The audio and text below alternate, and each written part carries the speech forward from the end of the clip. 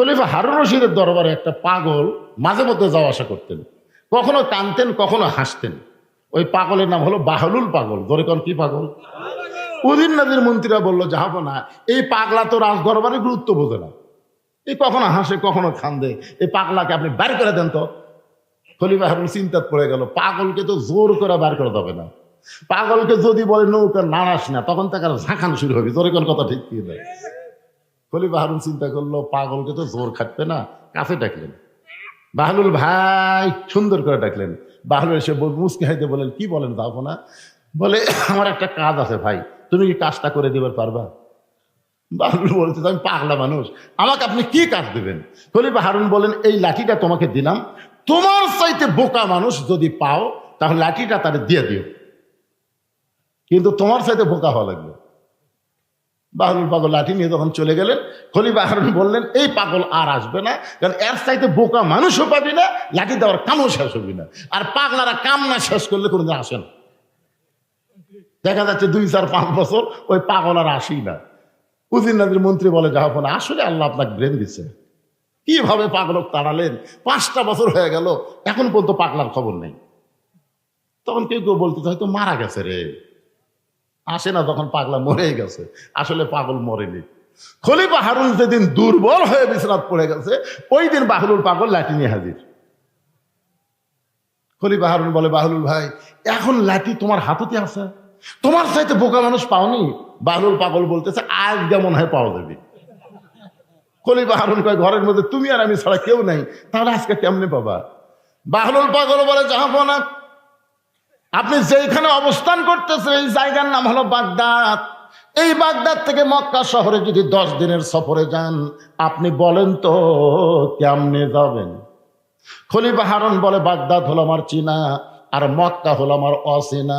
চীনা শহর থেকে অচেনা শহরে যদি যাবার চায়, তাহলে মাল সামান জোগাড় করে রওনা দেওয়া লাগবে, অচেনা শহরে যেন আমার কোনো সমস্যা না হয়।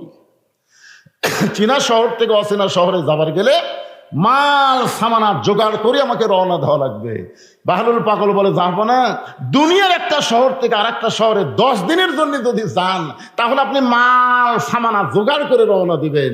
এখনই যদি আপনার মৃত্যু হয়, আখিরাতের বিশাল একটা জগতের সফরে আপনাকে যাওয়া লাগবে, সেই জগতের জন্য কতটুকু মাল সামানা জোগাড় করেছেন? খলিফা হারুন ছোট বাচ্চার মতন কান্দে। বাহলুল পাগল বলে, যাবো না, কান্দেন কেন?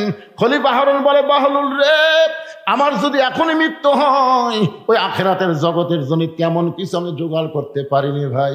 বাহলুল পাগল বলে, তাহলে আপনার লাঠি আপনি নেন।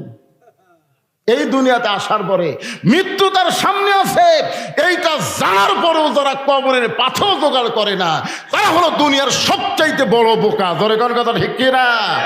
এখন আপনার বলেন, মৃত্যু আমাকে সামনে না পিছনে? যে কোনো সময়। হাই হাই রে, চাষটলে যে ফাঁসির আসামি লিয়া চিন্তা করতেছে, ফাঁসির আসামি, অমুকের ফাঁসি হলো, অমুকের ফাঁসি হলো, অমুকের ফাঁসি হবে। আহ, কি চিন্তা! আমি বললাম, ভাই, তুমি ফাঁসির আসামি নিয়ে চিন্তা করতেছ, তোমার যে মৃত্যু হবি, যেই কইছে তোমার মৃত্যু হবে, চুম করছে, চুম কট লাগায়। ফাঁসির তারিখ আছে রে পাগলা, মরার কোনো তারিখ নাই। জোরে কোন কথা ঠিক কিনা? ফাঁসির কি আছে? অমুক তারিখে রাত 12টায় ফাঁসি হবি, তুই কয় তারিখে মরবো? তো কয়, ভাই, আমি তো এ যারা গল্প মারতেছে, এই শালা নাকি মরবি না? হ্যাঁ, মন চাই বাড়ি যাও, গোরস্থানের পাশে জান্নাতের বাগান লাগছে, ভাগ্য ভালো হলে বসতে পারবে। জোরে কোন কথা ঠিক কিনা? হ্যাঁ, আশ্চর্য কথা। ওয়ালা তামুতুন্না ইল্লা ওয়া আনতুম মুসলিমুন, এর উপর তাফসীর করব আমি, এজন্য মনোযোগ দিয়ে শোনা লাগবে। কখন মরবেন? কখন মরবেন? হ্যাঁ, সবাই বলবেন যে কোনো সময়। কখন মরবেন? কি পাথেও জোগাড় করছেন? কিছুই না। তাহলে আজকে কবরের পাথেও আমাদের জোগাড় করা দরকার। কবরের পাথেও যদি জোগাড় করতে চাই, কবরের সামান যদি জোগাড় করতে চাই, মানুষের আইন দেয় এটা সম্ভব না। এইটা সম্ভব হবে কেবলমাত্র আল্লাহর কোরআনের আইন। ধরে কোন ঠিক কি না? যে কোরআনের ওয়াজ শুনতে আইছেন, স্বাধীনতার পর থেকে আমরা মানুষের আইনের বাংলাদেশ দেখছি। এ পর্যন্ত স্বাধীনতার পর থেকে আমরা বাংলাদেশে আল্লাহর আইনের দেশ দেখিনি, আমরা দেখছি মানুষের আইন। ধরে কোন কিসের আইন? মানুষের আইন। আগামীতে একটা সুযোগ আছে, আছে না নাই? আমরা যেন আল্লাহর আইন দিয়ে বাংলাদেশ চলে, এ দৃশ্য যেন আল্লাহ আমাদের দেখার তৌফিক দেয়। ধরে কোন আমিন। এখন হয়তো বলবেন হুজুর আল্লাহর আইনটা কেমন? আল্লাহর আইন যখন বাংলাদেশে চালু হবে ওই সময় যারা নেতা হবে তাদের চরিত্র কেমন হবে? নেতা যারা হবে তাদের চরিত্র কেমন কেমন? খালি নেতা হলেই চলবে না, মসজিদের ইমামতি করার যোগ্যতা থাকা লাগবে। ধরে কোন ঠিক কি না? একটু মনোযোগ দিয়ে শুনবেন। হযরত ওমর জুমার দিনে মসজিদের মেম্বরে খুতবা দিচ্ছেন, জুমার দিনে মসজিদের মেম্বরে খুতবা দিচ্ছেন। এমন সময় একজন সাহাবী মাঝখান থেকে দাঁড়িয়ে বলতেছে, আমিরুল মুমিনিন, আপনার খুতবা আমরা শুনবো না। আমি শুনবো না এ কথা বলে নাই, বলছে আমরা শুনবো না। তার মানে বোঝা গেল সমস্ত মুসল্লিকে লক্ষ্য করে তিনি লোকমা দিয়েছেন। ইমাম যদি 4 রাকাত নামাজের 3 রাকাতে বসে তাহলে কিন্তু একজন মুসল্লি লোকমা দেয়, ওই মুসল্লি কিন্তু একলা লোকমা দিলে সমস্ত মুসল্লির পক্ষে আল্লাহু আকবার বলা হয়। ধরে কোন ঠিক কি না? আপনার বলেন যে সবাইকে আল্লাহু আকবার কর, বলতেছেন আমরা আপনার খুতবা শুনবো না। ওমর ফারুক চোখের পানি বের করে বলতেছেন, আমার অপরাধ কি? আমার দোষ কি? আমি কি সুরশক্তি কমজোরি নাকি? আমার উচ্চারণ খারাপ নাকি? কি জন্য আমার খুতবা শুনবা না?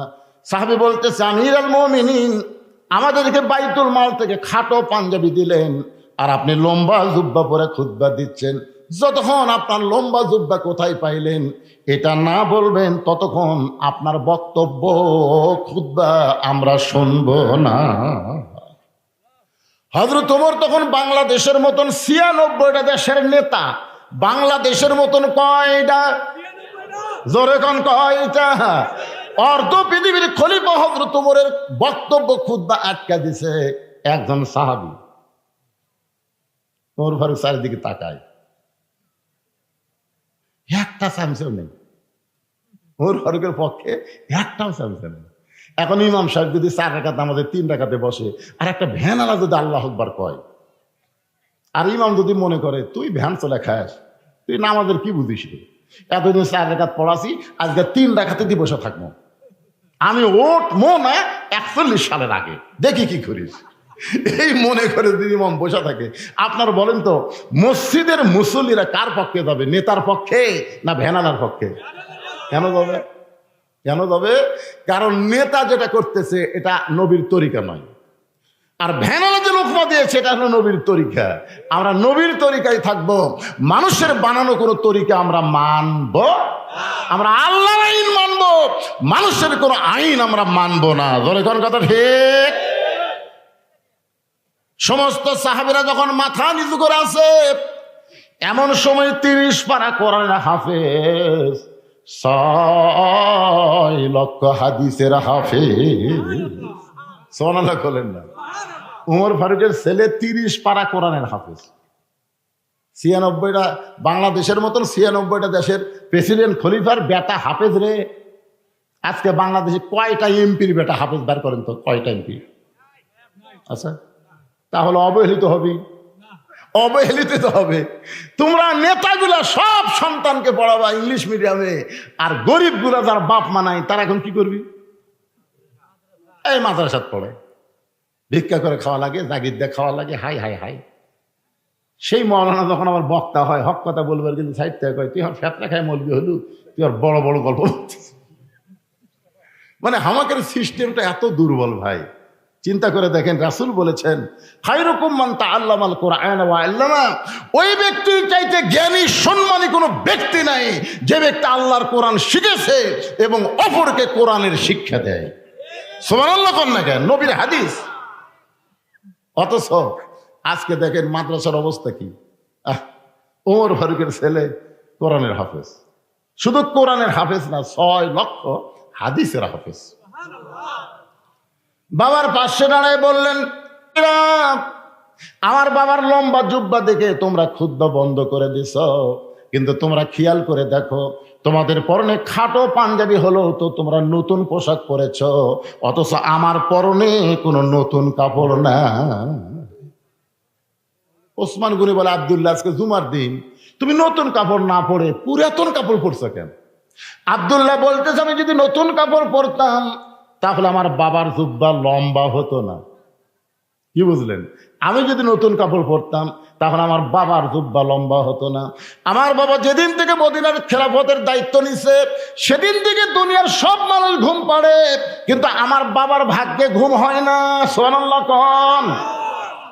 নেতা হওয়া মোবাইল বন্ধ করে থয়, ভোটের আগে 24 ঘন্টায় খোলা থাকে। এই যে গোলাম মোহাম্মদ সিরাজ, এটা খালি ভোটের তারিখ ঘোষণা হলে আজকে মাহফিল মিস করতো। তাই না? সব কাজ বাদ। এখন তারা লাগবে, ভাই সামনে অমুক তারিখে নির্বাচন রে, এখনো নির্বাচনের তারিখে হয়নি। কি বুঝতেছেন? 24 ঘন্টায় মোবাইল খোলা আছে ভোটের আগে। ভোট পাইয়ে তখন নেতা হয়ে গেছে, আর নেতা নাই। মানুষের তৈরি আইন দিয়ে যখন রাষ্ট্র চলবে নেতারা এইরকমের চরিত্রের হবে, আর আল্লাহর কোরআন দিয়ে যখন রাষ্ট্র চলবে দেখেন নেতার অবস্থা।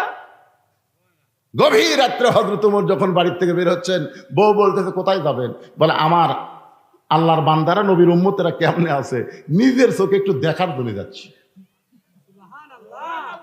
তা আপনি অর্ধ পৃথিবীর খলিফা হয়ে নিজের চোখে দেখবেন আপনার র্যাব, পুলিশ, সামসা, কি একটা উপজেলা চেয়ারম্যান ঘরে পুলিশ নিয়ে ধরে কোন কি কথা কন না গায়, আর এমপির সামনে পুলিশের গাড়ি, পিছনে পুলিশের গাড়ি। মানে আমরা পুলিশকে চাকরি দিতে ওই নেতা পাওয়া দেওয়ার জন্য নাকি? এই পুলিশের আগে এই 7টা নেতা ধরে তারপরে পুলিশের কাছে গেলে পুলিশ নেতার দিকে তাকায়, নেতা এমন এক চোখটি মারছে আর অনুমতি দিচ্ছে না। নেতাই কিন্তু লিয়ে গেছে, লিয়ে যা চোখটি মারছে, অনুমতি দিচ্ছে না।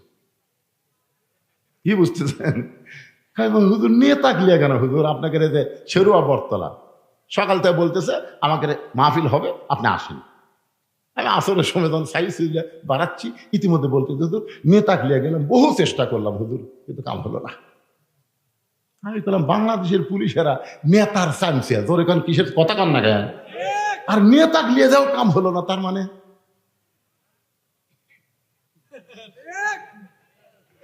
কারণ 15.5 বছর প্রত্যেকটা নেতারাই হলো শয়তানের চামচা। তোরে কোন কথা ঠিক না? নেতারা ছিল শয়তানের চামচা আর পুলিশ হলো নেতার চামচা। কি বুঝতেছেন? বলছি চলবি না, হাসতে হাসতে না না না আগে আমি কিন্তু হাসতে হাসতে বুঝবারই পারবি না, হাসতে হাসতে কি মাল দিল রে। আল্লাহর বান্দার একটু খেয়াল করবেন, গভীর রাত্রে হযরত ওমর মানুষের দুঃখ কষ্ট দেখার জন্য চোরের মতন ঘুরতেন। র‍্যাব নাই, পুলিশ নাই। ওয়া আলা রাব্বিহিম ইয়াতাওয়াক্কালুন,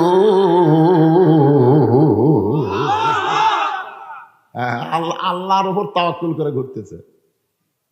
মদিনার মরুভূমির মধ্যে কে যেন তাঁবু টাঙ্গাইছে। ওমর ফারুক চিন্তায় পড়ে গেলেন, আমার মদিনায় তো তেমন কোনো অভাব নাই, বাড়ি ঘর ভাত দে, তাঁবু কে টাঙ্গাইছে? কাছে গিয়া দেখে ছোট্ট 2টা বাচ্চা মা মা বলে কাঁদতেছে, আর মা বলতেছে গোস্ত সিদ্ধ হলেই তোমাদেরকে খাবার দিব, গোস্ত সিদ্ধ হলেই খাবার দিব। ওমর ফারুক চমকে গেলেন, যদি দুম্বার গোস্ত হয় 8 ঘন্টার বেশি সময় লাগবে না, উটের গোস্ত হলে বড়জোর 1 ঘন্টা লাগতে পারে। এত গভীর রাত হয়ে গেল, এখন পর্যন্ত গোস্ত সিদ্ধ হয় না, লোকমা দেওয়া লাগবে। তাঁবুর বাহির থেকে বললেন, মা তুমি কেমন মা? তোমার সন্তান ক্ষুধার জ্বালায় কান্দে, আর এখন পর্যন্ত তোমার গোস্ত সিদ্ধ হয় না। মেয়েটা বলে, পথিক, বর্তমানে আমি যেই বিপদের মধ্যে আছি আমার আল্লাহ পর্যন্ত আমার খোঁজ নিচ্ছে না। মানে আল্লাহর প্রতি বিরক্ত হয়ে গেছে। বর্তমানে আমি যেই বিপদে আছি আল্লাহ আমার খোঁজ নিচ্ছে না, আর তুমি কে রে পথিক? তুমি কে? আমার বাড়ি হলো ইয়ামিন দেশে। আমি শুনতে পাইলাম মদিনার খলিফা ওমর অত্যন্ত ভালো মানুষ। আমার 2টি এতিম বাচ্চাকে নিয়ে আমি ওমরের কাছে যাবার চাই। কিন্তু ওমরের দরবারে গিয়া দিকে এত মানুষের ভিড়, এর ওই তিনটা কে যায় রে, এই তিনটা আটকান্ত, এরা হলো কিশোর গ্যাং। ধরে কোন কি গ্যাং? হ্যাঁ যাবি যায় বাইরে যে একটা জ্ঞান জাম শুরু করবি, এরকম থামান খুবই কঠিন ভাই। আপনারা ছেলেদেরকে নষ্ট করছেন, এই পুচকা পুচকা ছেলেদের হাতে মোবাইল দিয়েছেন, দেন মরিয়া যান, তারপরে বুঝবেন। আপনার কবরের পাশে না ফ্রি ফায়ার খেলবে, ফ্রি ফায়ার আপনার কবরের পাশে।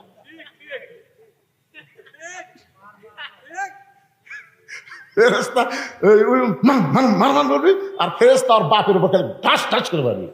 আল্লাহ তোর পাটা, তোর পাটা কি করতে দেখ, তুই বেটা জন্মানো পারিস রে, পাটা জন্মাতো পাটা। এই যে তিনটা গেল, এই তিনটা আসলেই পাটা। কথা কন না কেন ভাই রে, কথা কয়া লাগবে তো।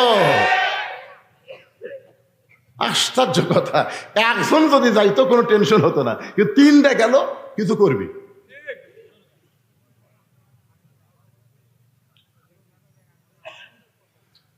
আল্লাহর বান্দার একটু মনোযোগ দিয়ে শুনবেন।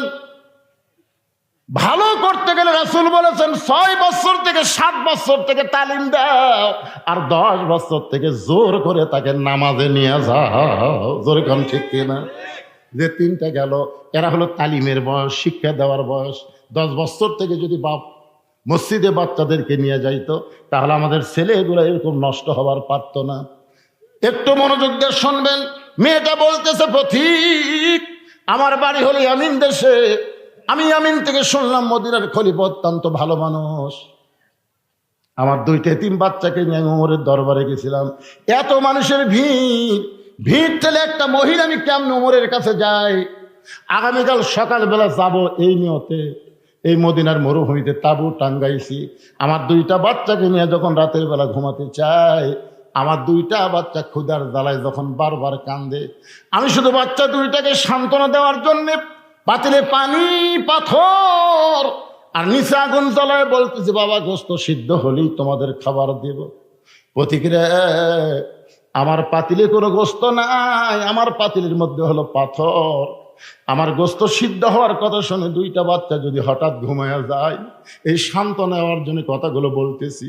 কিন্তু আমার 2টা বাচ্চার পেটে এত খিদা লাগছে, ওরা বারবার যখন ক্ষুধার জ্বালায় কান্দে, আমার মনে হয় ফজর পর্যন্ত আমার 2টা বাচ্চা আর বাঁচবে না। সঙ্গে সঙ্গে হযরত ওমর বললেন, মা একটু ধৈর্য ধরো, মা একটু ধৈর্য ধরো। বাংলাদেশের মতন 96টা দেশের প্রধানমন্ত্রী খলিফা এক দৌড়ে বাইতুল মালের দরজায় গিয়ে বলে, আসলাম তাড়াতাড়ি দরজা খুলে দে, সবচাইতে বড় খাবার বস্তা আমার মাথায় তুলে দে।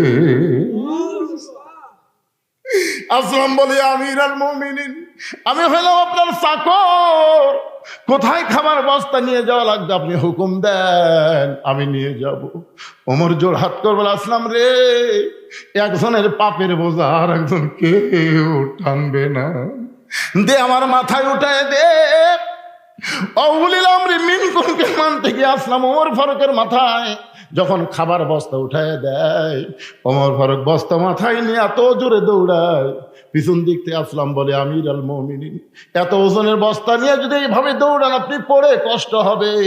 ওমর কান্দের, আসলাম রে, সময় মতো যদি যাবার না পারি, এই ওমরকে আল্লাহ জাহান্নামের আগুন দিয়া পোড়াবে। আল্লাহর ভয়, আত্তাকুল্লাহ হাক্কা তুকাতিহি কারে কয়? আল্লাহর ভয় কারে কয়? সময় মতো যদি যাবার না পারি, ওমরকে জাহান্নামের আগুন দিয়ে আল্লাহ পুড়াবে। খাবার বস্তা মাথায় নিয়া গভীর রাত্রে হযরত ওমর তাঁবুর কাছে, মারে খাবার বস্তা আনছি, মা রুটি হালুয়া তৈরি করো। মেয়েটা রুটি হালুয়া তৈরি করে যখন ওমরের কাছে দেয়, ওমর 2টা এতিম বাচ্চাকে তার 2 উরাতের উপরে নিয়া রুটি ছিঁড়ে হালুয়া দিয়ে যখন মুখে দেয়, 2টা বাচ্চা ফেল ফেল করে তাকায়, বলে, কে গো আপনি? আমরা শিশুবেলায় আমাদের বাবা হারাইছি, আমরা এতিম। আল্লাহ সূরা মাউনের মধ্যে বলেছেন, আরাইতাল্লাযী ইউকাযযিবু বিদ্দীন ফাযালিকাল্লাযী ইয়াদউল ইয়াতীম ওয়ালা ইয়াহুদ্দু আলা তাআমিল মিসকিন। আপনি কে গো এই গভীর রাত্রে বাবার চাইতে বেশি দরদ দিয়ে আমাদেরকে আদর করতেছেন? আপনি কে গো? আপনি এত ভালো মানুষ কেমনে হলেন? উমর কান্দের বলে, আল্লাহ এই অধমকে জাহান্নামের আগুন থেকে তুমি বাঁচাও, এই অধমকে জাহান্নামের আগুন থেকে তুমি বাঁচাও। মা কান্দের বলে, পথিক রে, তোমার মতন ভালো মানুষ আমি জীবনে দেখি নাই। আল্লাহ ওমরকে যদি মদিনার খলিফা না বানায়া তোমাকে যদি মদিনার খলিফা বানায় দিত, মদিনা যেন আল্লাহর জান্নাত হয়ে যেত।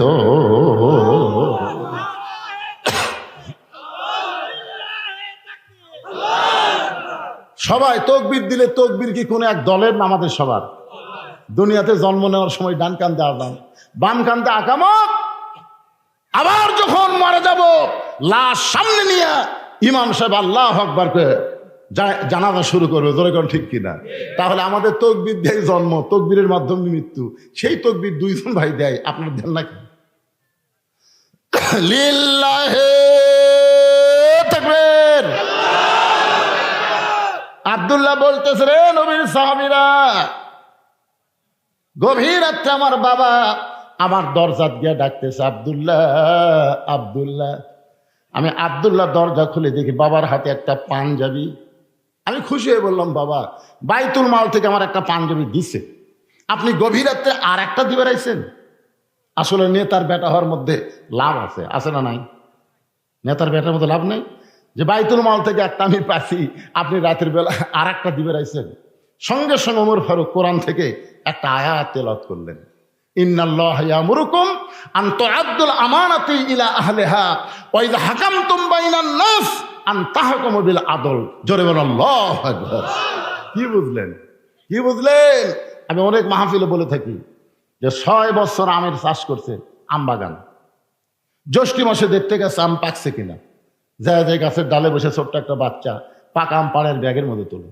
বাগানের মালিক বলে, আমি খাইনি, আমার পরিবারের কেউ খায়নি, আর তুই আমার গাছে তোর আম পাড়তেছিস, তোর বাপক যা বিচার দেবো রে, এই তোর বাপক যা বিচার দেবো। ছেলে খালি মুসকে মুসকে হাসে।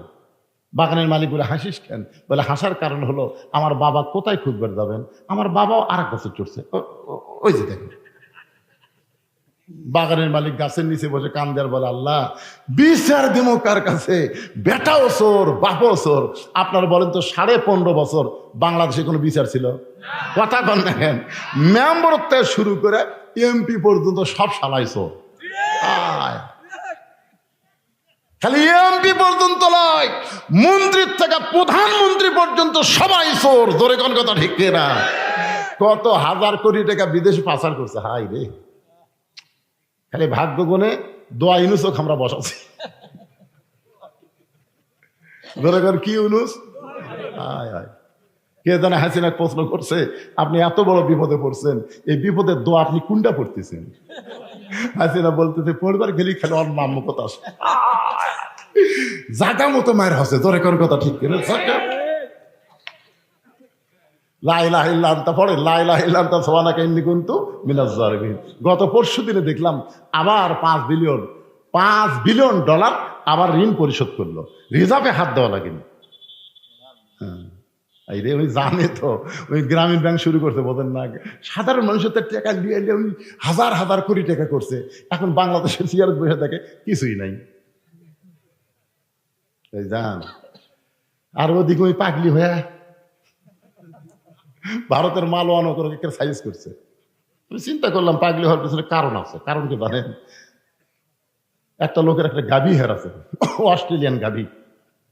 রোদের মধ্যে গাভী খুঁজতেছে, কিন্তু গাভীটা পাচ্ছে না। রাস্তার মধ্যে এক ছেলে খাড়ায় আছে, ওটা ওরই জন্ম দেওয়া ছেলে। ওই যা বলতেছে, কে ভাই এদিকে গাভী গেছে? ছেলে কয়, কে রে? আমার বাপ, আমার ভাই কয়। যাই হোক, রাত করে আসে, মা বলতেছে, মা আব্বা মনে হয় পাগলা হচ্ছে। আমাকে বলতেছে, কে ভাই এদিক গাভী গেছে? বলেন তো ছেলে ভাই পাওয়া যায়? ইতিমধ্যে বাপ ফিরেছে। কে গো, তুমি কেমন লোক? ছেলে ভাই কইছো? গাভী হারালে এরকম হয় মা, গাভী হারালে। বোক কসম মা, একটা গাভী হারালে যদি ছেলে ভাই কয়, বোক মা কয়। আর 15.5 বছর ভোট ছাড়া প্রধানমন্ত্রী, সেই আসন হারালে আর কি পাকলামি বাড়বি? চিন্তা করে দেখেন তো। ওই যা পাগলি হসে ভাই। হায় রে, ভোট ছাড়া ধরে কোন কি ছাড়া কি? আরে কি ভোট হচ্ছে বাংলাদেশের জনগণ জানে না। এইবার ইয়ং ছেলেরা, সামনে একটা নিরপেক্ষ নির্বাচন হবে, যাকে ইচ্ছা তাকে নয়, দেখে শোনা ভোট দেওয়া লাগবে। ধরে কোন কথা ঠিক না? আমার হাত, বাসে চড়ে যদি কেউ কয় জানলার কাছে আমার হাত আমি রাখবো, যেখানে খুশি সেখানে রাখবো, তো বাইর করে থো না, বলা হবে আমার ভোট আমি দিব, দেখে শুনে বুঝিয়ে দিব। জোরে কোন কথা ঠিক না? আলহামদুলিল্লাহ। একটু মনোযোগ দিয়ে শুনবেন। আল্লাহ বলতেছে ওয়ালা তামুতুন্না ইল্লা ওয়া আনতুম মুসলিমুন, মুসলমান না হয়ে তোমরা মরো না। এইটা বুঝাইতে গিয়া আমি আপনাদেরকে নিয়ে গেছি হযরত উমরের কাছে। ওমর ফারুক পাঞ্জাবি নিয়ে দাঁড়ায় আছে। ছেলে বলতেছে বাবা তাহলে গভীর রাত্রে আপনি পাঞ্জাবি কেন আনছেন?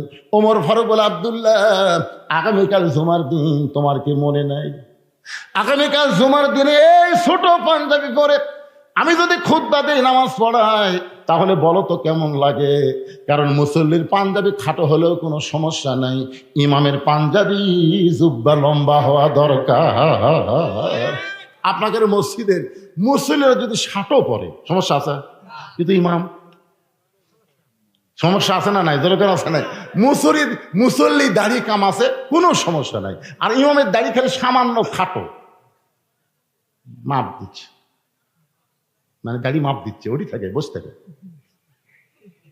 এক মুষ্টি হবি আর মনে করছে না, এক মুষ্টির চাইতে একটু খাটোই দেখা যায়। ফাঁসে ফাঁসে কে রে পাগলা, তোর যে দাড়িই নাই রে, আমার নাই, তাই বলে হুজুর থাকবি না? ওমর ফারুক বলতেছেন আব্দুল্লাহ তোর পাঞ্জাবিটা আমাকে দান করে দে বাবা, তোরটা আমারটা মিল আমি লম্বা জুব্বা পরে আগামীকাল খুতবা দিবার চাই। আব্দুল্লাহ বলে গভীর রাত্রে আমার পাঞ্জাবিটা বাবাকে দান করে দিলাম। বাবার পাঞ্জাবি আমার পাঞ্জাবি একত্র করে বাবা লম্বা জুব্বা বানায় খুতবা দেয়। এখন বলো খুতবা শোনা যায় কি না যায়? সমস্ত সাহাবীরা চিল্লায় বলে আল্লাহর কোরআন দিয়ে যখন রাষ্ট্র চলবে, মুসলমান তখন এমন ভালো মানুষকে নেতা হিসাবে দেখতে পাবে। আচ্ছা নেতা কয়জন লাগবে ভালো? একজন লাগবে। আমাকে আঞ্চলিক নেতা 300 জন, ধরে কল কয়জন? 300টা নেতা যদি আমরা পাঠাবার পারি, কি দিয়ে? মানে সকালবেলা বাইজিদ বোস্তামি দরবার শরীফে গেছে, দরবার শরীফ যা দেখে মুরিদরা জিকির করতেছে নাউজুবিল্লাহ নাউজুবিল্লাহ নাউজুবিল্লাহ। বাইজিদ কয় কে রে, আল্লাহর জিকির বাদ দেয়া, সুবহানাল্লাহ জিকির বাদ দেয়া, আলহামদুলিল্লাহ জিকির বাদ দেয়া, এই নাউজুবিল্লাহ শুরু করলো কেন? এই জিকির থামা, কিসের নাউজুবিল্লাহ রে কর? তখন মুরিদরা কয় হুজুর খালি হামরাই নাউজুবিল্লাহ, আপনি শুনলেও ডবল নাউজুবিল্লাহ। বাইজিদ বোস্তামি বলে কি হয়েছে বাবা? বলে ওই যে বাগদাদ শহরের উত্তর সাইডে একটা 17 বছরের সুন্দরী পরিমণি লুঙ্গি পরা ড্যান্স দেয়। কি পরা ড্যান্স দেয়? তো মুরিদরা বলতেছে যে একটা সুন্দরী মেয়ে একটা ঘর ভাড়া নিয়ে দেহ ব্যবসা শুরু করছে। ওই মেয়ের পাল্লাত পড়ে হাজার হাজার যুবক চরিত্র নষ্ট করতেছে। এই কারণে আমরা নাউজুবিল্লাহর জিকির করতেছি। বাইজিদ বোস্তামি বলতেছে কাম হচ্ছে কুটি আর জিকির হচ্ছে কুটি। কি খাড়া হয়ে পেশাব করে, কিছুই হয় না। মসজিদের বারান্দাত কয় নাউজুবিল্লাহ। এখনকার ছেলেরা কুত্তের মতন পেশাব করে, আর একজন শুনে কয় নাউজুবিল্লাহ নাউজুবিল্লাহ। আপনারা বলেন তো ওখানে যদি 100 জন নাউজুবিল্লাহ নাউজুবিল্লাহ করে, ওই বসবি? কাম করতেছে কুটি আর নাউজুবিল্লাহ মারতেছে কুটি। ওই যেখানে ডাঙায় পেশাব করতেছে আপনি একটু চালাক হয়ে বিড়াল যেমন ইন্দুর ধরে চুপ চুপ চুপ চুপ আর পাশে যাবেন, ওই তো কাম সারতেছে, বুঝছেন? ওর পিছনে নাউজুবিল্লাহ খালি কইয়া দেখেন এমন করে সেন্টানবি চামড়া আটকে যাবি। তোর এখন কথা ঠিক কিন্তু জাগা মতো নাউজুবিল্লাহ না কয়ে। বাইজিদ বোস্তামি বললেন তোমরা যতই নাউজুবিল্লাহর জিকির করো তোমাদের নাউজুবিল্লাহ জিকির দিয়ে খারাপ মেয়ের হাত থেকে যুবকদের চরিত্র বাঁচাবার পারবা না। মুরিদ গেলে হুজুর তার কি করবেন? বাইজিদ বোস্তায় বলতেছে ওই খারাপ মেয়েটার কাছে যাওয়া লাগবে। যেই বলছে খারাপ মেয়ের কাছে যাওয়া লাগবে, সমস্ত মুরিদকে নাউজুবিল্লাহ নাউজুবিল্লাহ। ভালো মানুষ কোনোদিন খারাপ জায়গায় যায়? ভালো মানুষ কোনোদিন সংসদ যায়? সংসদ হচ্ছে মমতাজের দখলে, সংসদ হচ্ছে ফেরদৌসের দখলে, সংসদ নায়ক গায়ক গায়িকাদের দখলে, বেশ্যাদের দখলে, সংসদ আজকে মৃত্যুকদের দখলে। জোরে কর কথা ঠিক কিনা? এই জন্য মুরিদরা বলতেছে ভালো মানুষ কোনোদিন খারাপ জায়গায় যায়? বাইজিদ বোস্তায় বলতেছে এই এই আমি তোরকে পীর, তোরা হচ্ছে মুরিদ, আমার মুখের ওপর ফতুয়া মারিস? পৃথিবীর কোন জায়গায় খারাপ নয়, খারাপ মানুষকে পাঠাইছি বলে জায়গাগুলো খারাপ হয়েছে। জোরে কোন কথা ঠিক কিনা? বাইজিদ বোস্তায় বললেন তোমরা যদি না যাও তাহলে আগামীকাল সকালবেলা আমি নিজেই যাব। সমস্ত মুরিদ বলে হুজুর আপনি আল্লাহর ওলি হয়ে ওই খারাপ মেয়ের কাছে খবরদার যাবেন না। বাইজিদ বোস্তায় বললেন আমি একলা যাব না, যাওয়ার সময় দুইটা পাওয়ার নিয়ে আমি রওনা দিব। দুইটা কি? একটা পাওয়ার হলো জায়নামাজ, আর একটা পাওয়ার হলো আল্লাহর কোরআন। সুবহানাল্লাহ কন্যা। একটা পাওয়ারের নাম হলো জায়নামাজ, আর একটা পাওয়ার হলো আল্লাহর কোরআন। আল্লাহ কোরআনে বলেছেন ইয়া আইয়ুহাল্লাযীনা আমানুস্তাঈনু বিস-সাবরি ওয়াস-সালাহ ইন্নাল্লাহা মা'আস-সাবিরিন। এরা কিন্তু জায়নামাজের পাওয়ার করলাম। আর কোরআনের পাওয়ার হলো, কোরআনের পাওয়ার হলো আল্লাহ বলতেছেন কুল জাল হক ওয়া যাহাকাল বাতিল ইন্নাল বাতিলা কানা যাহুকা। জোরে বল আল্লাহু আকবার। ওয়া নুনাজ্জিলু মিনাল কুরআনি মা হুয়া শিফাউ ওয়া রাহমাতুল লিল মুমিনিন। সব সমস্যার সমাধান সবাই বলতেছেন না। আচ্ছা আপনারা কি বিএমপি করেন? বিএমপি করলেও স্লোগান দেওয়া পাগলা। বিএমপির যিনি প্রতিষ্ঠাতা তিনি যে আল্লাহর ওলি এ ব্যাপারে কোনো সন্দেহ নেই। আপনার বলেন তো বিএমপির প্রতিষ্ঠাতার নাম কি? খালিদ জিয়া। তা আপনি খালিদ জিয়াউর রহমান বলেন। শেখ মুজিবুরকে মারছে কিন্তু ওই শালা কেউ শহীদ হয় না। আর জিয়াউর রহমানকে কেউ জিয়াউর রহমান কয় না, সবাই বলে শহীদ প্রেসিডেন্ট জিয়াউর রহমান। ধরে কথা কন না কেন? কারণ শেখ মুজিবুর মারছে কখন? তখন সব দল কবর দেয়া বাকশাল কায়েম করছে, ওই সময় মাইরিয়া দিছে, জানাজা করার মানুষ নেই। আর শহীদ প্রেসিডেন্ট জিয়াউর রহমানকে দুনিয়া থেকে মেরে দেওয়ার পরে, হত্যা করার পরে সেই সময় 1 কোটি মানুষ তার জানাজায় সামিল হয়েছিল। ধরে কথা বলেন। নারী পুরুষ সবাই পাগলের মতন কাঁদছে। তার 1 নম্বর গুণ হলো সর্বময় ক্ষমতার মালিককে বিসমিল্লাহির রহমানির রহিম দিয়ে কাম শুরু করছেন। আপনি জানেন এই দুনিয়া থেকে বিদায় নেওয়ার পরে তার ভাঙ্গা সুটকেস পাওয়া গেছে, ব্যাংক ব্যালেন্স 1 টাকাও ছিল না। আমরা যারা হজ করেছি, হজ করেননি ভাই না? এখানে যারা হজ করছেন তারা আরাফার ময়দানে গেলে দেখবেন হাজার হাজার গাছ আছে। যে মরুভূমির মধ্যে কোনো গাছ বাঁচে না, সেই মরুভূমিতে জিয়াউর রহমান জাহাজে করে নিমের গাছ নিয়ে গিয়ে লাগাইছে। সৌদি আরবের লোকেরা কেউ নিমের গাছ কয় না, প্রত্যেকটা গাছের গোড়ায় লেখা আছে জিয়া ট্রি। ধরে সুবহানাল্লাহ। লক্ষ লক্ষ হাজী সাহেব গাছের ছায়া। কঠিন গরমের মধ্যে নিমের গাছের বাতাস যখন লাগে মনে হয় জান্নাত থেকে বাতাস আসতেছে। সুবহানাল্লাহ। আল্লাহর বান্দার এই জন্যে সবাই কোরআনের পক্ষে স্লোগান দেন। যে দল করেন অসুবিধা নেই, যতক্ষণ মসজিদের মধ্যে থাকবো আমরা কয় দল, কোরআনের মাহফিলে যতক্ষণ থাকবো ততক্ষণ কয় দল। এই জন্য সবাই বলবেন সব সমস্যার সমাধান হলো না। সব সমস্যার সমাধান আপনার বলবেন দিতে পারে আল কোরআন। আমি যে আয়াত পড়লাম না এরই বাংলা। সব সমস্যার সমাধান আল কোরআনের আলো লিল্লাহে তাকবীর। বাইজিদ বুস্তামি পরদিন সকালবেলায় ডান কান্দে যায় নামাজ, ডান কান্দে কি, ডান বুকের উপর কোরআন শরীফ এরকম চাপে ধরছে। আপনার কোনদিন ধরছেন? আপনি যদি খুবই অশান্তির থাকেন, খুব অশান্তির মধ্যে আপনি আছেন, আপনার মন ভালো লাগতেছে না, আপনি পবিত্র অবস্থায়, পবিত্র লায়ামুসুহু ইল্লাল মুতাহহারুন, কোরআন সে স্পর্শ করা যাবে না যতক্ষণ পবিত্র না হবেন। পবিত্র অবস্থায় এই দেখেন আমার দিকে তাকান, খালি কোরআনটা লিয়া কি ধরছেন কোনদিন? বাদ বাকি লোকেরা কথা বলতেছে না।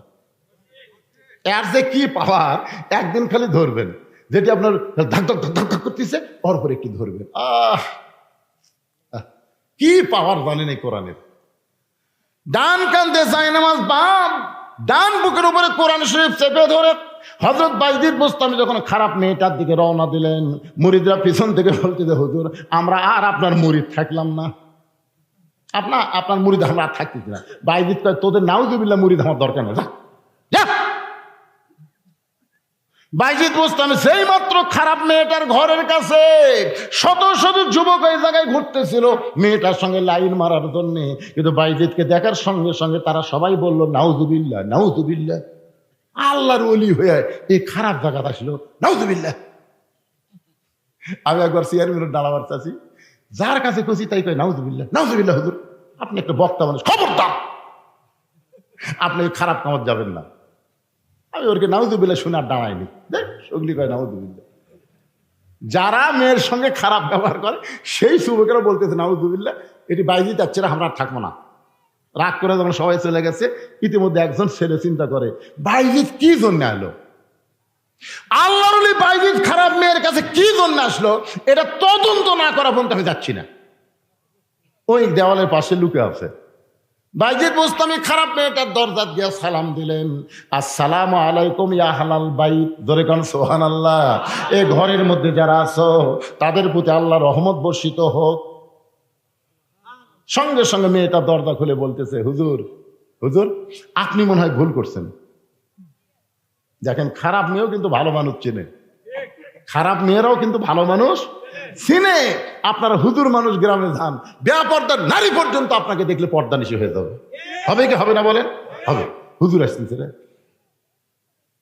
হুজুর আপনি মনে হয় রাস্তা ভুল করছেন, আমি একটা খারাপ মেয়ে আর আপনি আমার ঘরত এই টুপি দাড়ি জুব্বা লিয়াচ্ছেন। বাইজিদ বুস্তামি বললেন তোমার ঘন্টার রেট কত? মেয়ে কয় না রে, তাহলে এটিএম শামসুজ্জামান রে। বাংলাদেশে দেখবেন নাটকের মধ্যে ভিলেনের চরিত্রের মাথার টুপি দেখছেন আপনার, নাটক সিনেমা যারা ভিলেন, যারা মেয়েদেরকে লুচ্চাবি করে, এরকে মাথার টুপি মুখোশধারী পরনের জুব্বা, নায়ক প্যান্ট শার্ট পরা ক্লিন শেভ, আর ভিলেনও টুপি পরে দিছে। এখন হুজুর যখন একটা মেয়ে ধরতেছে তখন ওই ইয়ারা সব সিনেমা যারা দেখতে, নাটক দেখতে, হুজুর আসলে খারাপ রে। আপনার কোন তুমি কি হুজুর? ওই হুজুর ও হুজুর সাজা ফেরে, হুজুর সাজা আমাদের মতো আলেমদেরকে তারা তাচ্ছিল্য করতেছে। ধরে তো কথা কন না কেন?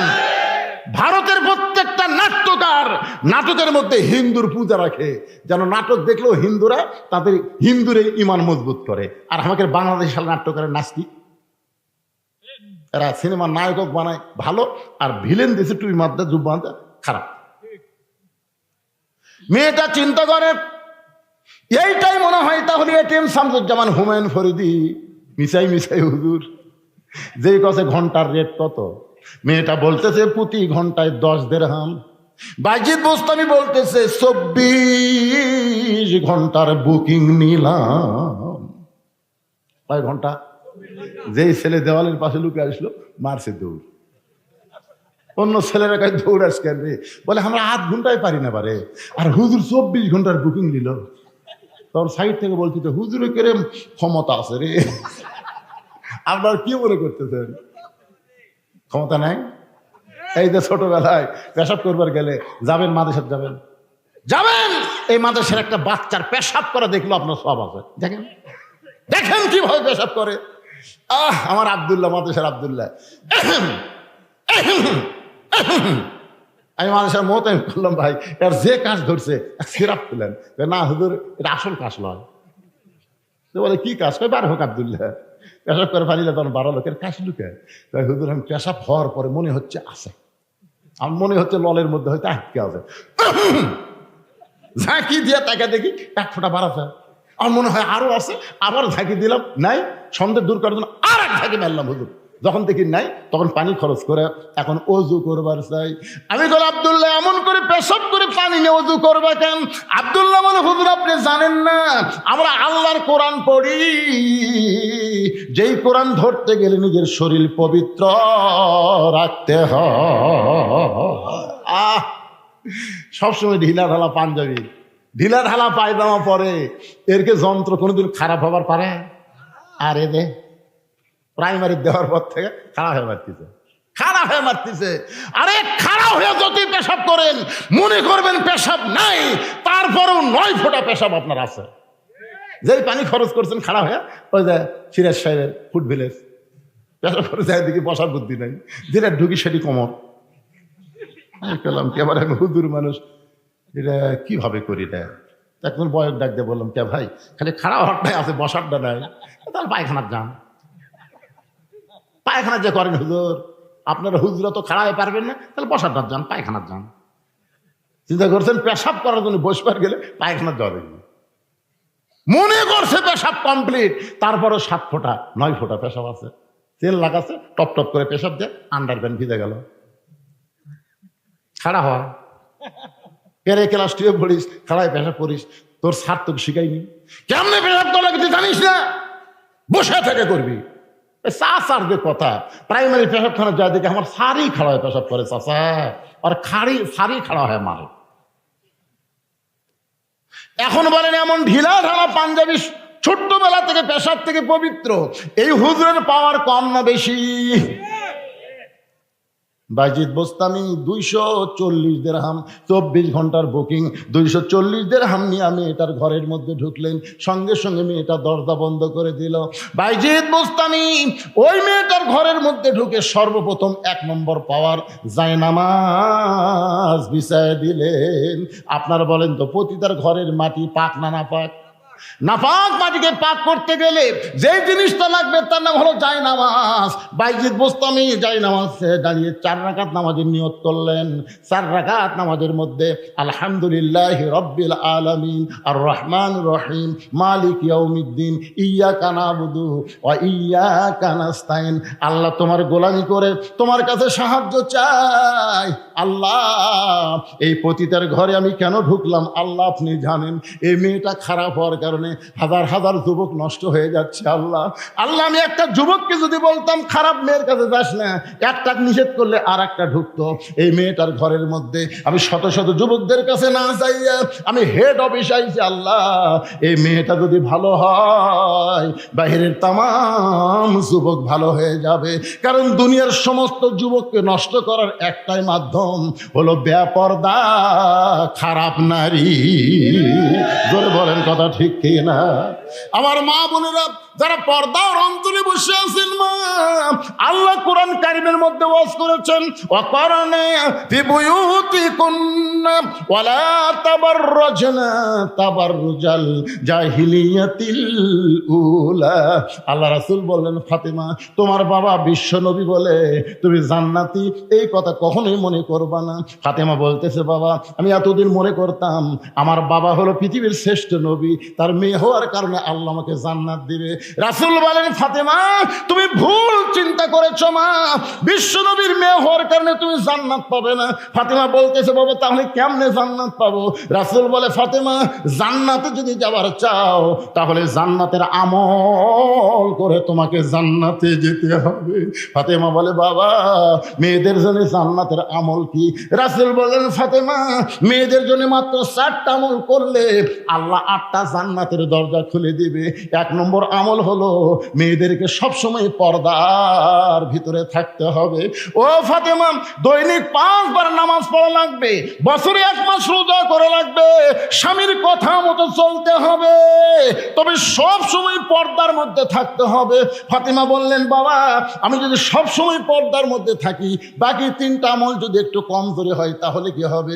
রাসূল বলে, ফাতেমা মেয়েদের 1 নম্বর আমলের নাম হলো পর্দা। 1 নম্বর আমলের নাম কি?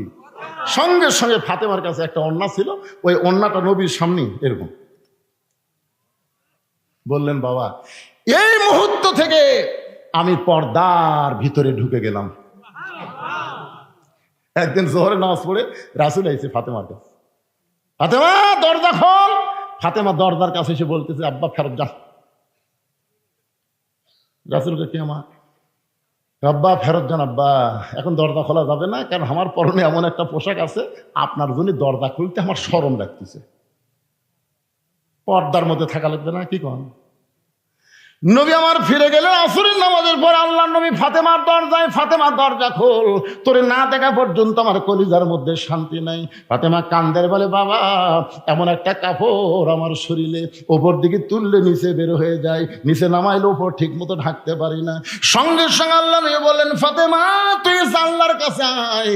নবীর গায়ের চাদর খুলে যখন ফাতেমারে দেয়, ফাতেমা সেই চাদর খুলে নবীর সামনে দরজা খুলে বলে, বাবা আমি পর্দার মধ্যে থাকতে ভালোবাসি, যদি না খেয়ে থাকতে হয় তারপর আল্লাহ রহমত দিয়ে আল্লাহ পাক আমার হেফাজত করে।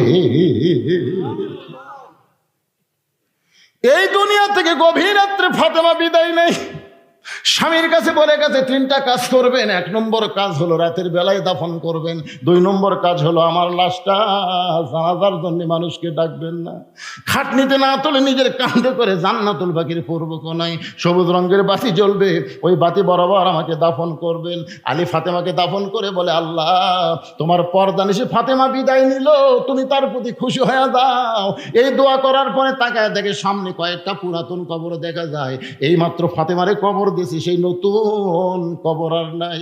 গোটা জান্নাতুল বাকি হযরত আলী দৌড়ায় আর বলে, ফাতেমার কবর, ফাতেমার কবর। কে ডাক দে বলে, আলী রে ফাতেমা পর্দানিশী, আমি তার কবরটা জোহরা ডিগ্রি দিয়া কিয়ামত পর্যন্ত পর্দা করে দিয়েছি। আল্লাহ আল্লাহ, এই মেয়েটা যদি খারাপ থাকে সব ছেলেরা খারাপ হবে। এই জন্য আমি হেড অফিসে ঢুকছি। আল্লাহ মেয়েটাকে তুমি ভালো করে দাও। 4 রাকাত নামাজ পড়ে সালাম ফিরেছে। কয় রাকাত? 4 রাকাত। চোখ টেরা করে দেখে বাইজিদ বস্তাবে তো সরাসরি দেখে পারবেন। আপনারা আলেম মানুষ যদি মেয়ে মানুষের দেখতে পারছেন তাহলে চোখ টেরা করে দেখা লাগছে। আমি মাঝে মধ্যে দেখি চশমার ভিতর দিয়ে, বুঝলেন না?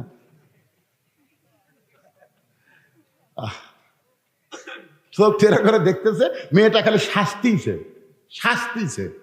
বাইজিদ কয় কে রে, তাহলে নামাজ দেখ কি হলো? আমি তো নামাজ পড়ে এত কান্দাকান্দি করলাম, ই খালি শাস্তিছে, তার মানে বোঝা গেল নামাজ দিয়ে কাম হচ্ছে না।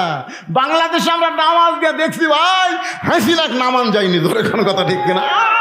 কান্দারে এক ইমাম সাহেবের কান্দার চোটে বলছে, রব্বানা আতিনা ফিদ দুনিয়া হাসিনা। অনেকে হাসানোর জায়গায় হাসিনা কয়ে কান দিচ্ছে, তাও কাম হচ্ছে না। সঙ্গে সঙ্গে বাইজিদ বুস্তামি চিন্তায় পড়ে গেলেন, না নামাজ দিয়ে যখন কাম হবে না, 1 নম্বর পাওয়ার হলো আল্লাহর কোরআন। লিল্লাহি তাকবীর। বাইজিদ বুস্তামি কোরআন শরীফ এবার হাতে নিয়ে পড়তেছেন, ইন্নামাল মুমিনুনা আল্লাযীনা ইযা যুকিরাল্লাহু ওয়াজিলাত কুলুবুহুম ওয়া ইযা তুলিয়াত আলাইহিম আয়াতুহু জাদাতুহুম ঈমানা ওয়া আলা রাব্বিহিম ইয়াতাওয়াক্কালুন। 1 নম্বর পাওয়ার যে আল্লাহর কোরআন দুনিয়াতে, এইটা কারা কারা বিশ্বাস করেন? 2 হাত তুলে একটু আল্লাহ দেখান তো ভাই। লিল্লাহি তাকবীর। হাত নামান। প্রয়োজন হলে আল্লাহর এই কোরআনকে গালিব করতে গিয়া, কোরআনের সমাজ কায়েম করতে গিয়া যদি আমাদের জীবন দেওয়া লাগতে পারে, আমরা কি আল্লাহর রাহে নিজের জীবনকে দিতে পারি? কারা কারা পারেন? 2 হাত তোলা আমার আল্লাহকে দেখান। লিল্লাহি তাকবীর। ভাইজান আজকে জীবন দেওয়া লাগবে না, এই মাদ্রাসাতে একটা করে কোরআন শরীফ দেওয়া লাগবে। দেখি এখন মাথা তো লেখে দিকে যাওয়ার জন্য কেউ যদি ওঠে, আল্লাহ দেখেন ঘড়ির দিকে তাকে দেখেন, একেবারে 1 ঘন্টা 45 মিনিট ওয়াজ করার পরে আমি কিন্তু উঠেই চাইনি ভাই, উঠে চাইছি 1 ঘন্টা 45 মিনিট ওয়াজ করার পরে সবাই জীবন দিবেন কোরআনের জন্য। এই মাদ্রাসায় একটা কোরআন শরীফ বাবদ 500 টাকা দেওয়া লাগবে। যার বাপ মা কবরে গেছে, বাপ মার কবরকে জান্নাত বানানোর জন্য 500 টাকা দেবেন। একটা কোরআন দানের উসিলায় আল্লাহ যেন আপনার বাপ মার কবরকে জান্নাত বানায় দেয়। মানুষের মধ্যে আমি সব মানুষের কাছে চাই না, মাত্র 100 জন আল্লাহর পাগলা চাই। নগদ দেওয়া লাগবে ভাই, টাকা আছে পকেটও দেন। একটা কোরআন শরীফ বাবদ মাত্র 500 টাকা।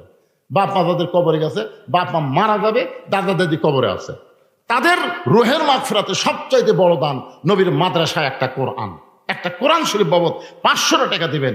আল্লাহ আল্লাহ, যারা তোমার নবীর এতিম মাদ্রাসায় কোরআনকে মহব্বত করে 500 টাকা দিবে, কোরআন দানের সব আল্লাহ তাদের আমল নামে দিয়ে দাও। ধরে কোন আমিন দেন। যাদের পকেটে আছে খালি 500 টাকা দিবে।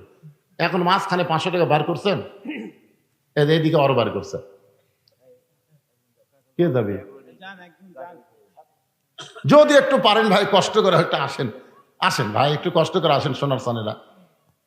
আর মাদ্রাসার তালবেলেম আছে, তাদেরকে ভিতরে ব্যাগ দিয়ে পাঠান, ব্যাগ দিয়ে পাঠান। যারা 10 টাকা 20 টাকা 500 টাকা এখানে তেজতে এসে দেন, আর 10 20 50 100 টাকা যারা দিবেন ব্যাগের মধ্যে একজনও উঠবেন না। আপনারা ওঠেননি, আমার ভালো লাগছে, ভালো লাগছে। যারা টাকা দিবেন তারা শুধু উঠে আসবেন, বাদ বাকি লোক যারা 10 20 50 100 দিবেন তাদের কাছে মাদ্রাসার তালবেলেম ব্যাগলে যাবে। মাশাআল্লাহ মাশাআল্লাহ। আল্লাহ তোমার 3 জন বান্দা 3টা কোরআন শরীফ বাবদ 500 500 500 টাকা করছে দান। আল্লাহ দানকে কবুল করে নিয়ে তাদের বাপ মার কবরকে জান্নাতের টুকরা বানায় দেন, আল্লাহুম্মা আমিন। ধানগড়া থেকে এসে, ধানগড়া থেকে বিয়াই দিয়েছে 500 কোরআন বাবদ, জামাই আবার দিয়েছে 500 কোরআন শরীফ বাবদ, আল্লাহ কবুল করেন। শফিক কোরআন শরীফ বাবদ 500 টাকা দান করছে, আল্লাহ কবুল করেন। আরেকজন কোরআন শরীফ বাবদ 500 টাকা দান করছে, আল্লাহ কবুল করেন। কি নাম বাপ জানেন? মোহাম্মদ তৈমুদ্দিন শেখ কোরআন শরীফ বাবদ 500 টাকা দান করছে, আল্লাহ দানকে কবুল। আচ্ছা, আপনারা যদি মনে করেন হুজুর মাত্র 500 টাকা চাই, আপনি 10 কোরআন দেন, 10 কোরআন বাবদ 5000 টাকা দেন। আপনি যদি মনে করেন বাপ মা আমার 2 জনই কবরে গেছে, তাহলে বাপ মার জন্য 2টা কোরআন দেন, 1000 টাকা দেন। বেশি দেওয়া যাবে তো, 500 টাকা মানে একটা কোরআন, 1000 মানে 2 কোরআন, 10 কোরআন মানে 5000 টাকা। যদি কেউ বেশি পারেন বেশি দিবেন, অসুবিধা নেই। ইউসুফ, আল্লাহ তোমার বান্দা ইউসুফ নবীর নামে নাম, আল্লাহ 500 টাকা দান করেছে, আল্লাহ দানকে কবুল করেন। লিল্লাহি তাকবীর। একসাথে 4 জন 500 500 500 500 2000 টাকা দান করেছে, আল্লাহ দানকে কবুল করেন, আল্লাহুম্মা আমিন। একেবারে ভিতরে ব্যাগলে নামবে না, হ্যাঁ তো নাম্বার খুশি তো নামো না, কেন একলে তুমি তো নামো। আরে সব হবে, আগে ব্যাগেরটা হোক তো। ফুচকা ফাসকি অন্তত ওরা মনে করবে হুজুর আদায় হচ্ছে, কি যে লম্বা সময় আদায় করার বক্তা আমি। আজকে দ্বিতীয় বক্তা তৃতীয় বক্তা আদায় করেনি, আমি মনে করলাম আমার ভাই উঠছে কিছু টাকা আদায় করি, করছেন? হ্যাঁ ই আরো আর এক চা লাগবে। লিল্লাহি তাকবীর। আবুল খায়ের ভবানীপুর 2টা কোরআন শরীফ বাবদ 1000 টাকা দান করেছে, আল্লাহ আবুল খায়ের দানকে আল্লাহ আপনি কবুল করেন, আল্লাহুম্মা আমিন। এদিকে একটা ব্যাগও নামেনি, সব একদিকে নামছে। কয় এরা কি যে সব ব্যাগ একদিকে নামলে হয় করে 4দিকে নামো। ভাইজান 1 মণ 2 মণ ধান, আপনাকে ধান দেন, এটা কোন ধান নেবেন? আমন ধান না ইরি ধান? আমন ধান লকদা লক দিয়ে দিবি একেবারে। ইরি ধান নিলেন, ইরির ধান। আর যদি কেউ আমন দেন তাহলে সে লিখে দেবেন যে আমন ধান, আর যারা ইরি দিবেন ইরি লিখে দেবেন। কে দিল 500 টাকা?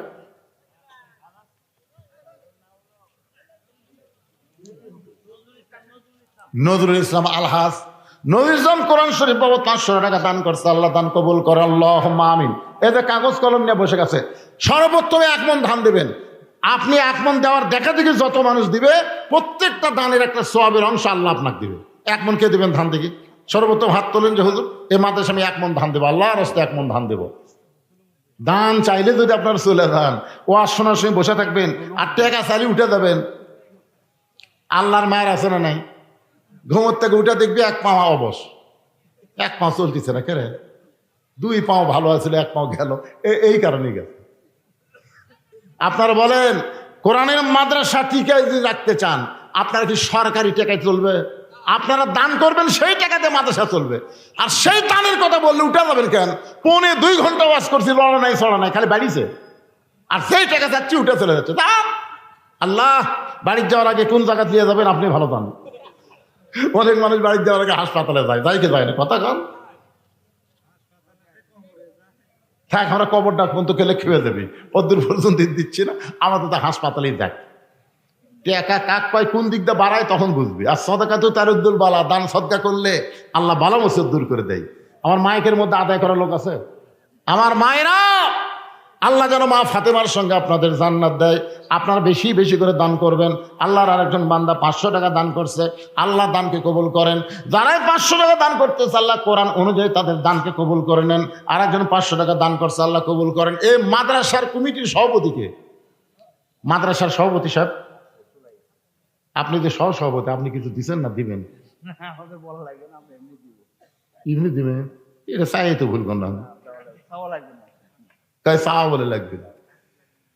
হ্যাঁ, আমি জানি না দুপুর বেলা না কখন হাল খাতা হচ্ছে, জানি তো। শোনেন, ভালো গাড়ির মধ্যে টিকিট হয় না তো। ভালো গাড়ির মধ্যে টিকিট হয়। প্রত্যেকটা ভালো বাসে দেখবেন কাউন্টার থাকে, এরা কাউন্টারে কাম করছে ভাই। এখন লোকাল বাসের মতো ভিতরে চলে ক্ষমতায়, টিকিট আগেই কাম সারছে। দেখেন, স্বামী মারা গেছে, তার বউ দোয়া চাইয়ে 2টা কোরআন শরীফ বাবদ 1000 টাকা দান করেছে। আল্লাহ বিবির দানের কারণে স্বামীর কবরকে জান্নাতের টুকরা বানায় দেন। ধরে কান আমিন, সবাই বল আল্লাহুম্মা আমিন। কেরে ব্যাগের আদায় শেষ? শেষ, মাশাআল্লাহ, সোনার বাংলাদেশ। একটু জিকির করেন লা ইলাহা ইল্লাল্লাহ, লা ইলাহা ইল্লাল্লাহ। আপনারা এই ভাইজান কি খাতা খালি খালি ফেরত দেবেন? চিন্তা করে দেখেন, এখানে লেখা মানে জান্নাতের খাতায় লেখা। একটা মন ধান দেওয়ার কোনো লোক নাই। আল্লাহ আল্লাহ, নবীর এতিম মাদ্রাসায় ধান দিবে, আল্লাহ তার আবাদের মধ্যে বরকত দিয়ে দিও। যখন আমিন। আর যদি মনে করেন ধান কাটা তুমি যে হুজুর, ধানের যে দাম, আল্লাহ কলে বরত যাবি, পা পিছলা পড়বি, মাজা ভাঙবি, কমপক্ষে 100 মন ধান না বেচলে তোর মাজা ঠিক হবি না। জোরে কর, কথা কর না কেন? আল্লাহ পারে কি পারে না? 1টা মন ধান দেন। আর সদকা তো তার উদ্দুল বালা, সারা বছরের বালা মুসিবত থেকে আল্লাহ যেন আপনাকে, আপনার আবাদকে হেফাজত করে। জোরে কর আমিন। 1টা মন ধান, একজন হাত তোলেন, এই খাতালে ফেরত যাবি কেবারে। একটা লোক, এই দেখেন মুরব্বী, দেখছেন কি নাম বাবা? সোনার চান আব্দুল সবুর খোরশেদ। কয় মন? দিবারই চায় না, আবার দিছে তা আবার হবি না। কয় মন বাবা? আমার ভাই পিছন দিকটা বলতেছে, এটা আমার ভয়রা, আপনি আমার মতি ভাইয়ের ভয়রা, তো 5 মন দেন ভাই, আপনি আমার বড় ভাই, দিবেন না? 1 মনের একটু বেশি করেন, 2 মন করেন। হাজি সাহেব মানুষ, আল্লাহ যেন আবার ওমরা করার তৌফিক দেয়। ধরে আমিন। 2 মন বাবা হবে? হ্যাঁ, পিরি 2 মন। আচ্ছা ঠিক আছে, তাই লাগে।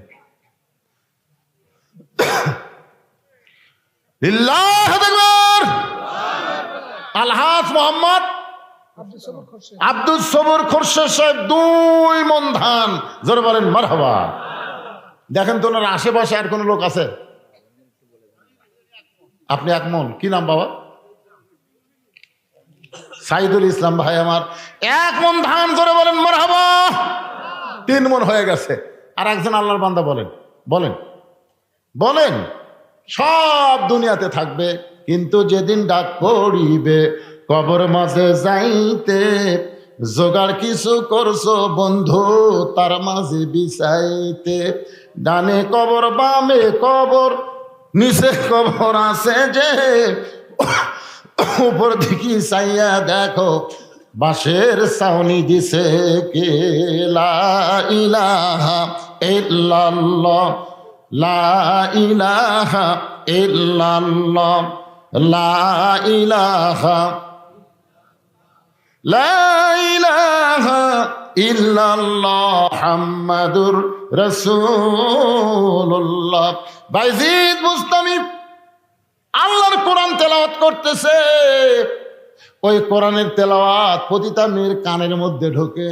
وَإِذَا تُلِيَتْ عَلَيْهِمْ آيَاتُهُ زَادَتْهُمْ إِيمَانًا وَعَلَى رَبِّهِمْ يَتَوَكَّلُونَ আল্লাহু আকবার। এতক্ষণ ধরে মেয়েটা শাসতেছিল, এবার কোরআনের তেলাওয়াত শুনি মেয়েটা মাথায় ঘোমটা দিয়া বাইজিদ বুস্তামির পিছনে বসে গেছে। বাইজিদ বুস্তামির পিছনে বসে গেছে। বাইজিদ বুস্তামি তাকায় দেখে মেয়েটার সামনে নাই, মেয়েটা পিছনে বসে গেছে। কিছুক্ষণ পরে মেয়েটা বলতেছে, ওগো আল্লাহর ওলি, আমি খারাপ মেয়ে, কিন্তু আপনি হলেন ভালো মানুষ। এই দুনিয়াতে কোনো ভালো মানুষ আমার ঘরের মধ্যে ঢোকে নাই, আজকে প্রথম আপনি আমার ঘরের মধ্যে ঢুকে আপনি নামাজ পড়ে আমার হেদায়েতের দোয়া করলেন। ওগো আল্লাহর ওলি, আপনি কোরআন তেলাওয়াত করতেছেন, সেই কোরআনের শব্দ শোনার সঙ্গে সঙ্গে ওয়াজিলাত কুলুবুহুম, আমার অন্তরের মধ্যে তড়পড়ানি শুরু হয়ে গেছে। আপনি বলেন আমার নানি হলো পতিতা, আমার মা ছিল পতিতা, আমি পতিতার ঘরের একজন খারাপ পতিতা মেয়ে, আল্লাহ কি আমাদের মাফ করবে? বাইজিদ বোস্তামি বললেন, মা, আল্লাহ পাপকে ঘৃণা করে কিন্তু পাপীকে ঘৃণা করে না। পাপী যদি তওবা করে, ঈমান গ্রহণ করে, তওবা করে ভালো হয়ে যায়, আল্লাহ তার জীবনের তামাম গুনাহ মাফ করে দেয়। যারা মাগরিব এশার নামাজ না পড়ে আওয়াজ শুনতেছেন, আপনারা তওবা করেন যে ফজর থেকে আমরা বাকি জীবনে একটা ওয়াক্ত নামাজ বাদ দিব না। আল্লাহ বলে, বান্দা, এই নিয়ত করার সঙ্গে সঙ্গে তুই যত নামাজ না পড়ার পাপ হয়েছে আমি সব পাপকে মাফ করে দিলাম। কি কন, তওবা করা যায় কি যায় না? ফিরে আসা যায় কি যায় না? এতদিন মানুষের তৈরি আইন দেয়া আমাদের দেশ চলেছে, এখন আল্লাহর আইন চলবে, আল্লাহর দল আমরা করব। ফিরে আসার দরকার আছে না নাই? দরকার আছে না? ফিরে আসি আমরা, সারা জীবন আমরা শয়তানের দলে থাকবো না, আল্লাহর দলে ফিরে আসার জন্যে তওবা করবেন। আল্লাহ পাপকে ঘৃণা করে কিন্তু পাপীকে ঘৃণা করে না। বাইজিদ বললেন, মা, তুমি তাহলে কলমা পড়ো, লা ইলাহা ইল্লাল্লাহু মুহাম্মাদুর রাসূলুল্লাহ, আস্তাগফিরুল্লাহ রাব্বি মিন কুল্লি যামবি ওয়া আতুবু ইলাইহি। মেয়েটা তওবা করে বাইজিদ বোস্তামির পিছন থেকে যখন চলে যায়, বাইজিদ বোস্তামি যে ঘরের মধ্যে ঢুকছে, ওই ঘরের দরজায় এসে শত শত যুবক মুরব্বী, তেলতেলা গোয়েন্দার, খসখসা গোয়েন্দার আছে না নাই? রে বাইজিদ মাথার টুপি দিয়ে খাটু দাড়ি নিয়ে পতিদের ঘরের মধ্যে ঢুকছে। বাইজিদ দরজা খোল। সবাই মনে করতেছে বাইজিদকে আজকে উচিত শিক্ষা দিবে, এই মনে করে দরজায় যখন চিল্লা চিল্লি করে, বাইজিদ বোস্তামি দরজা খুলেছে। খোলা মাত্র একজন যুবক ঘরের মধ্যে ঢুকে দেখে গোটা ঘর মিশকা আম্বরের সুগন্ধ। জোরে কর না সুবহানাল্লাহ। আল্লাহ তোমার একজন বান্দা দুইটা কোরআন শরীফ বাবদ 1000 টাকা দান করেছে, আল্লাহ কবুল করেন। দেন করে দেন। আর একটা কোরআন বাবদ 500 টাকা দান করছে, আল্লাহ কবুল করেন। জোরে কোন আমিন। সবাই বলে আল্লাহুম্মা আমিন। হুজুর, মেয়েটা গেল কোন জায়গায়? বাইজিদ বলতেছেন, গুমরাহির পথ ছেড়ে মেয়েটা এখন হেদায়েতের রাস্তা। কোন রাস্তায়? ইহদিনাস সিরাতাল মুস্তাকিম। সবাই চিন্তায় পড়ে গেল। মেয়েটা তখন গুমরাহি রাস্তা বাদ দিয়ে হেদায়েতের রাস্তায় চলে গেছে। বাইজিদ বোস্তামি চলে আসলেন তার দরবারে। গোটা দরবারে কোনো মুরিদ নাই, ধরে কোন কি নাই। বাইজিদ বোস্তামি কোন একদিন সেজদার ভিতরে জানতে পায়, বাইজিদ খারাপ জায়গায় যায় না, মা তার কোরআন নিয়ে যাইয়া ওই পতিতার ঘরে এমন হেদায়েতের আলো, মেয়েটাকে আল্লাহ ফাতেমার সঙ্গে কবুল করেছে। এখন আপনারা বলেন, এ কোরআনের পাওয়ার আছে না নাই? কোরআন দিয়ে যখন বাংলাদেশ চলবে, এ হাফিজি মাদ্রাসার জন্য আর কোনো চাঁদা কালেকশন করা লাগবে না, আর কোনো ভিক্ষা করা লাগবে না। দরকার হলে প্রাইমারিকে কবর দেওয়া হবে, আর প্রাইমারি গুলোকে হাফিজি মাদ্রাসা চালু করা হবে। জোরে কোন ঠিক কিনা? মুসলমানের জন্য সর্বোত্তম যে শিক্ষা, সেই শিক্ষা হলো কোরআনের শিক্ষা। তারপরে ইংরেজি, বাংলা, অঙ্ক যা ইচ্ছা শিখো, কিন্তু আল্লাহর কোরআন দিয়ে শিক্ষা শুরু করা লাগবে। ধরে কোন ঠিক কিনা? প্রথম কথাই হলো একরা। একরা মানে কি? পড়েন, পড়া। বিসমি রব্বিকাল্লাযী খালাক, যে আল্লাহ তোমাকে সৃষ্টি করেছে সে আল্লাহর নামে পড়ো। আল্লাহর আরেকজন বান্দা কোরআন শরীফ বাবদ 500 টাকা দান করছে। আল্লাহ দানকে কবুল করেন। ধরে কোন আমিন। যারা দাঁড়ায় আছেন সবাই বসেন, এখন মোনাজাত হবে, সবাই বসেন। আস্তাগফিরুল্লাহ রাব্বি মিন কুল্লি যামবি ওয়া তুবু ইলাইহি লা হাওলা ওয়ালা কুওয়াতা ইল্লা বিল্লাহিল আলিয়্যিল আযীম। আল্লাহুম্মা সাল্লি আলা মুহাম্মাদ, আল্লাহুম্মা বারিক আলা মুহাম্মাদ। মোনাজাত করে দিলাম ভাই। আল্লাহুম্মা আমিন। আল্লাহুম্মা আনতাস সালাম ওয়া মিনকাস সালাম, তাবারাকতা ইয়া যাল জালালি ওয়াল ইকরাম। মাবুদ, এই মাদ্রাসার প্রতিষ্ঠাতা মরহুম হায়দার আলী, যিনি আমার বাড়িতে গিয়েছিলেন আজকের মাহফিলের দাওয়াত দেওয়ার জন্য, আল্লাহ গো, আমি তার বাড়িতে আসলাম, কিন্তু তিনি আর বাড়িতে নাই। বাড়িওয়ালা নাই রে বাড়িতে। আল্লাহ গো, আজকে সে মাদ্রাসার পাশে গোরস্থানে শুয়ে আছে। ও মাবুদ, আজকের এই মাহফিলের শুরু থেকে শেষ পর্যন্ত যত আলোচনা হয়েছে, এর মধ্যে যদি ত্রুটি হয়, ভুল হয়, মাফ করে দিও। এর যা হাদিয়া মঞ্জুর করো সোনার মদিনায় নবী পাক রওজা মুবারক আল্লাহ তুমি কবুল করে নাও। তামাম আম্বিয়ায়ে কেরাম, আসহাবে কেরাম, তাবিনী কেরাম, তাবিনী কেরাম, তামাম পৃথিবীর মাটির নিচে যত মুমিন মুমিনা শুয়ে আছে আল্লাহ, সকলের আরওয়াফে হাদিয়া কবুল করো। আল্লাহ, আমরা যারা হাত তুলেছি, আমাদের জনম দুঃখনী মা বাবা যাদের কবরে গেছে, আল্লাহ মেহেরবানি করে মা বাবার কবরকে জান্নাতের টুকরা বানিয়ে দাও। আমাদের দাদা দাদি, নানা নানি, আত্মীয় স্বজন, শ্বশুর শাশুড়ি যাদের কবরে গেছে আল্লাহ, কবরবাসীদের মাফ করে দাও। এ মাদ্রাসাকে কিয়ামত পর্যন্ত কবুল করো। মাদ্রাসার জায়গা দিয়ে, জমি দিয়া প্রায় 4 বিঘার চাইতে বেশি জায়গা মাদ্রাসার নামে ওয়াকফ হয়েছে। মাবুদ, মেহেরবানি করে কিয়ামত পর্যন্ত মাদ্রাসাকে কবুল করে নাও। যারা মাদ্রাসার দেখাশোনা পরিচালনা করতেছে আল্লাহ, তাদের সকলকে এই মাদ্রাসার মুহিব্বিন হিসাবে কবুল করে জান্নাতের মালিক বানাও।